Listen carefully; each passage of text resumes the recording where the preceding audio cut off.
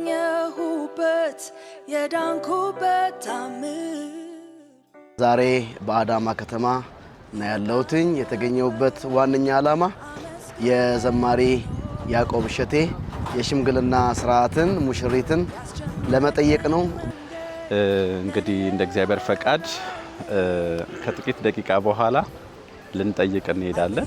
ዛሬ እንግዲህ ሙሽሪትን ጠይቀን የሙሽሪትን ቤተሰቦች ልብ አቅልጠን እንደምንወጣ ምንም ጥያቄ የለንም። ከባድ ሰራዊት ነው እየመጣ ያለው። ያበዛህልኝ አለ የጨመረ ያበዛህልኝ አለ የጨመረ ያበዛህልኝ በዛ።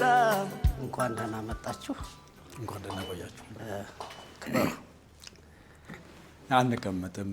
መልእክት ተልከን የመጣ ነው ከወንድማችን ያዕቆብ ተልከን የመጣ ነው።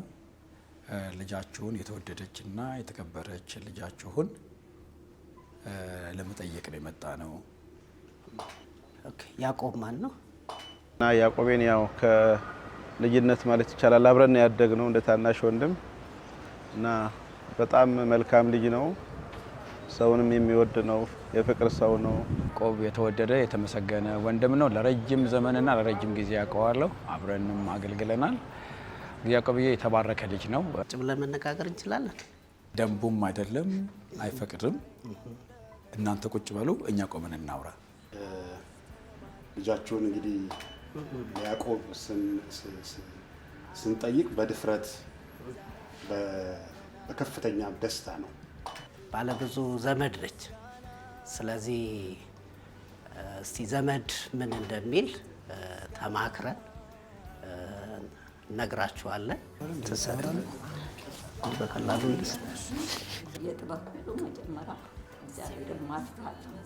ስለዚህ ፈቅዳችኋል። ቆንጆ ነው። የልጅና ዓለም ማየት በጣም ደስ ይላል። እግዚአብሔርን ለሚፈራ ሰው ክርስቲያን ለሆነ ሰው መከልከል የለብንም። ስለዚህ ፈቅደናል፣ ሰተናችኋል ብለዋል። ሰተናችኋል። በታማኝነት ሲያገለግል በታማኝነት ሲኖር ቤተሰቡን ሲያከብር የሆነ ወንድም ስለሆነ ለታችን ይገባታል ብለን እናምናለን። ስለሰጣችሁን እጅግ አድርገን እናመሰግናለን። ከመቀመጣችን በፊት ይዘን የመጣነው ስጦታ አለ። ይዘን እንድንመጣ ፈቀዱልና ደርሰን እንጣ።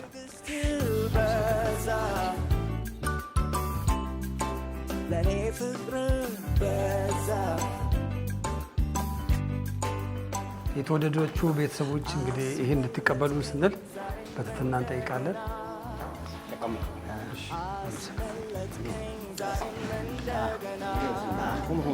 ልጃችሁንም ስለፈቀዳችሁልን ጎንበስ ብለን እናመሰግናለን። እግዚአብሔር ያክብርልን። ደረስክልኝ ዛሬም እንደገና ልስጥህ ምስጋና ልስጥህ ምስጋና በቃ ሌላ ምን አለ? ልስጥህ ምስጋና